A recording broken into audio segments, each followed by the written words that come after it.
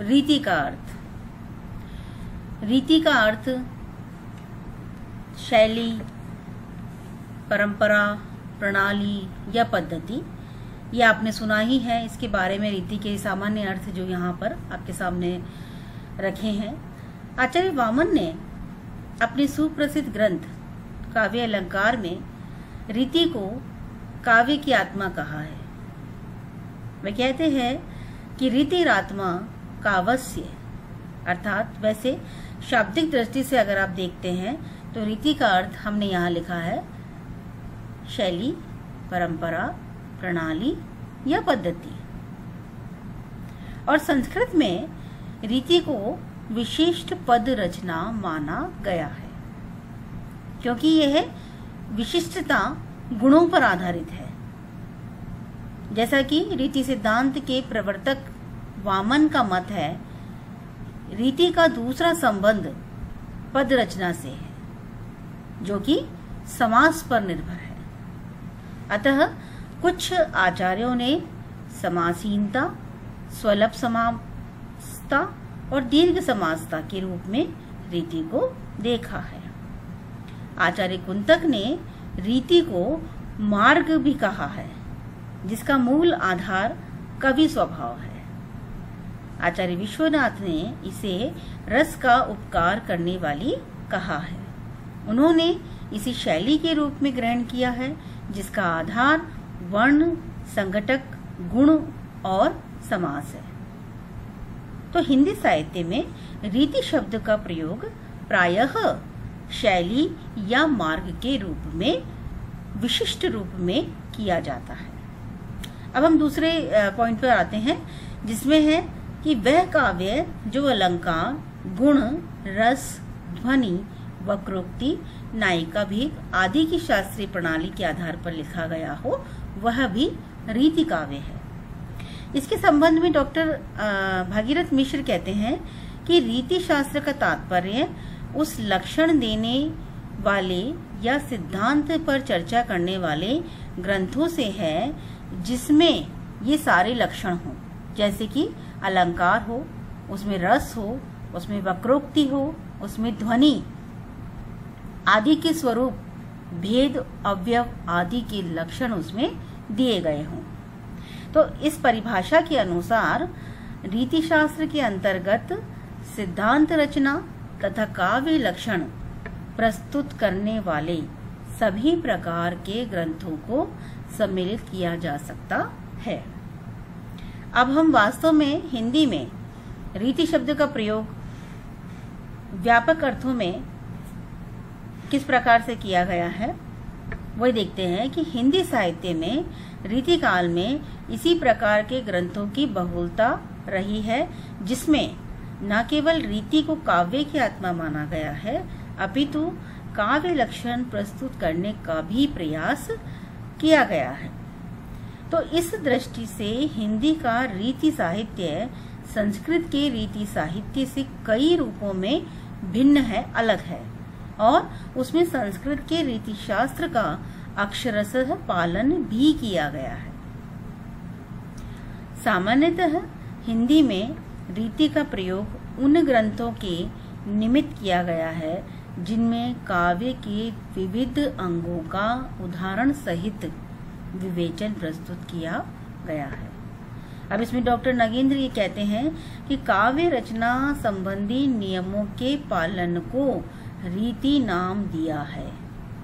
क्या कि काव्य रचना संबंधी नियमों के पालन को रीति नाम दिया है, ऐसा डॉक्टर नगेंद्र कहते हैं। तो उनके मतानुसार रीति काव्य में वस्तु की अपेक्षा, आत्मा के उत्कर्ष की अपेक्षा शरीर के अलंकरण की प्रधानता है। इस प्रकार अब हम ये कह सकते हैं कि वह काव्य जो परिभाषा भी आपने यहाँ पढ़ रहे हैं आप सामने, कि जो अलंकार, गुण, रस, ध्वनि, वक्रोक्ति, नायिका, भेद आदि की शास्त्रीय प्रणाली के आधार पर लिखा जाता है, वह रीति काव्य है। इस प्रकार के काव्य की परंपरा बहुत पुरानी रही है और संस्कृत साहित्य में इस प्रकार के साहित्य की सर्जना विपुल मात्रा में हुई है और हिंदी को ये परंपरा संस्कृत से ही प्राप्त हुई है। यह युग जिसमें इस प्रकार के ग्रंथों की बहुलता रही, साहित्य के इतिहास में रीतिकाल के नाम से अभिहित किया गया है और हिंदी साहित्य की इतिहास परंपरा में विगत 2000 वर्षों से रचित साहित्यिक कृतियों का विवरण भी इसमें सम्मिलित किया गया है।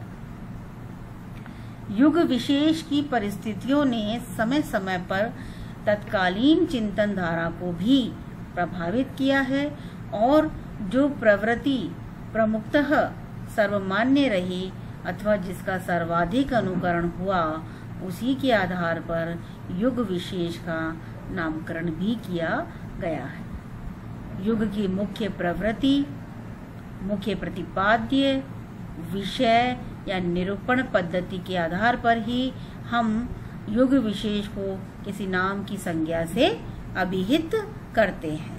तो यहाँ पर आपने देखा कि रीति के अर्थ के साथ साथ हमने आपको ये भी बताने की चेष्टा की है कि रीतिकाल का नामकरण जो है वो किस प्रकार से किया गया है। रीतिकाल का ही क्यों, आपने हिंदी साहित्य के इतिहास के चारों कालों में जो है आप देखेंगे कि उनका जो नामकरण किया गया है वो किस आधार पर किया गया है। या तो उसकी युग की कोई मुख्य प्रवृत्ति रही होगी, या उसमें कोई प्रतिपाद्य विषय होगा मुख्य, या फिर उसमें कोई निरूपण पद्धति के आधार पर होगा। उसका युग विशेष में किसी व्यक्ति विशेष का नाम हो सकता है। तो इस प्रकार से हम इनका नामकरण करते हैं। तो अब हम दूसरी कक्षा में बात करेंगे नामकरण का।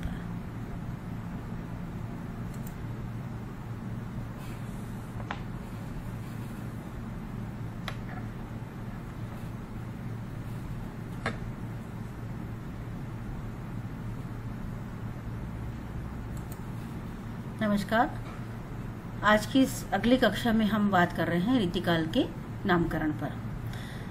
विद्वानों ने रीतिकाल के नामकरण पर बहुत सारी चर्चाएं की हैं और उनमें आपसी मतभेद रहे हैं कि रीतिकाल को उपयुक्त नाम क्या दिया जाए। तो इस पर आइए चर्चा करते हैं। काफी सारे विद्वानों ने इसे अलग अलग नामों से संबोधित किया है। सबसे पहले आपके सामने एक चार्ट प्रस्तुत किया जा रहा है। आप इसमें देख रहे हैं स्लाइड में कि आचार्य शुक्ल ने इसे रीतिकाल नाम दिया है, आचार्य विश्वनाथ प्रसाद मिश्र ने इसे श्रृंगार काल नाम दिया है, मिश्र बंधु इसे अलंकृत काल के नाम से संबोधित करते हैं, डॉक्टर रसाल ने इसे, रमा शंकर शुक्ल रसाल ने इसे कलाकाल कहा है, जॉर्ज ग्रियर्सन ने इसे रीतिकाव्य कहा है और डॉक्टर राम प्रसाद मिश्र ने इसे शास्त्रीय काल भी कहा है। तो ये तो जो विद्वानों ने अलग अलग नाम दिए हैं उसके हमने यहाँ पर आपको बात की है। अब हम थोड़ा सा विस्तार से बात करते हैं कि रीतिकाल के इस नाम को लेकर विद्वानों में इतना मतभेद क्यों रहा है। आचार्य रामचंद्र शुक्ल ने इस युग में रीति ग्रंथों की बहुलता को देखकर इस काल को रीतिकाल का नाम दिया और पंडित विश्वनाथ प्रसाद मिश्र की दृष्टि से देखा जाए तो वह कहते हैं कि इसे श्रृंगार काल कहना मेरी दृष्टि में अधिक उचित होगा। यानी कि विश्वनाथ प्रसाद मिश्र जी की दृष्टि में श्रृंगार काल कहना अधिक उचित होगा और वे इस अपने इस तर्क की पुष्टि में वे कहते भी हैं कि रीतिकाल का प्रतिपाद्य विषय चाहे रस, अलंकार, शब्द शक्ति या नायिका भेद कुछ भी रहा हो, पर उन सब का जो वर्णीय विषय है वह जो मूल आधार है वह श्रृंगार ही है और इस सारे रीति काव्य में श्रृंगार की वृत्ति का ही व्यापक वर्णन मिलता है।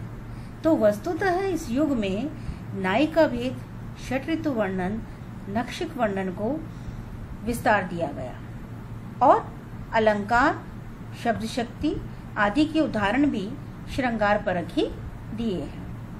तो इस प्रकार व्यापक प्रवृत्तियों के आधार पर इस काल को श्रृंगार काल कहना अधिक समीचीन होना चाहिए, ऐसा प्राचार्य विश्वनाथ प्रसाद मिश्र का मानना था।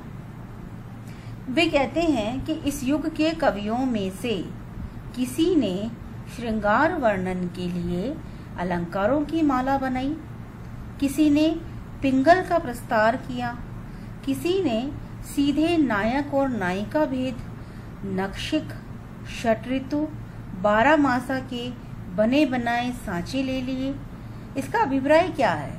इसका अभिप्राय ये है कि इस युग में श्रृंगार की ही प्रमुखता हर क्षेत्र में रही है, चाहे वह नायक नायिका भेद हो, चाहे वह नक्षिक वर्णन हो, चाहे वह 12 मासा का वर्णन हो। और इसके साथ वे कहते हैं कि चाहे वे भूषण सरीखे वीर रस के कवि भी इस प्रभाव से अछूते नहीं रहे। स्वयं आचार्य रामचंद्र शुक्ल ने भी बाद में इसे स्वीकृति देते हुए ये कहा कि वास्तव में श्रृंगार और वीर 2 रसों की कविता ही रीतिकाल के अंदर प्रमुखता से हुई है और इस कारण इस रीतिकाल में प्रधानता श्रृंगार की ही रही है। इससे इस काल को रस के विचार से कोई श्रृंगार काल कहे तो कह सकता है। यह आचार्य विश्वनाथ ने अपने तर्कों से इसे पुष्ट किया था। तत्पश्चात हम बात करते हैं मिश्र बंधुओं की। मिश्र बंधुओं ने इसे अलंकार काल की संज्ञा दी। इसे अलंकार काल, अलंकृत काल के नाम से संबोधित किया और इसके बाद डॉक्टर रसाल ने, रमाशंकर शुक्ल रसाल ने इसे कला काल कहकर भी संबोधित किया। जॉर्ज ग्रियर्सन ने इसे रीति काव्य कहा, रामप्रसाद मिश्र ने इसे शास्त्रीय काव्य कहा, परंतु निष्कर्षतः यही कहा जा सकता है कि इस युग में अलंकरण रीति, शैली, श्रृंगार तथा कला पक्ष का स्वरूप इतना अधिक उभरा है कि इनमें से किसी के भी आधार पर इस युग का नामकरण किया जा सकता है। हिंदी साहित्य में शुक्ल जी के द्वारा चर्चित रीतिकाल नाम ही सर्वाधिक प्रचलित रहा, लोकप्रिय रहा और वस्तुतः शुक्ल जी ने रीति को एक प्रकार न मानकर एक दृष्टिकोण माना है और इसी के रीतिकाल नाम की सार्थकता को कई लोगों ने असंदिग्ध भी माना है। उन्होंने अपने अपने तर्क दिए, अपने अपने विचार दिए, तो परंतु अधिकांशतः हम बहुत सारे किताबों में पढ़ते हैं तो हमें शुक्ल जी द्वारा दिया गया रीतिकाल नाम ही अधिक उपयुक्त और सही लगता है। इसके पश्चात हम बात करेंगे, नामकरण पर हमने अभी चर्चा कर ली है, इसके पश्चात हम बात करेंगे रीतिकाल की परिस्थितियों पर। तो अगली कक्षा पर हम देखते हैं रीतिकाल की परिस्थिति।